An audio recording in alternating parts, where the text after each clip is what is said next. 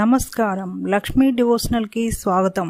మీరు మా ఛానల్ ను మొదటిసారి చూస్తున్నట్లయితే మా ఛానల్ ని సబ్స్క్రైబ్ చేయండి, బెల్ ఐకాన్ ని క్లిక్ చేయండి. దాని ద్వారా మేము చెప్పే మరిన్ని విషయాల గురించి తెలుసుకోవచ్చు. మా వీడియో మీకు నచ్చినట్లయితే లైక్ చేయండి, షేర్ చేయండి. వీడియోను స్కిప్ చేయకుండా పూర్తిగా చూడండి.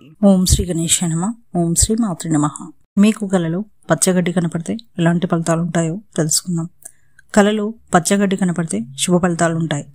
మీరు చేసే పనిలో విజయం కలుగుతుంది. వృత్తి వ్యాపారాలు చేసేవారికి అభివృద్ధి కలుగుతుంది.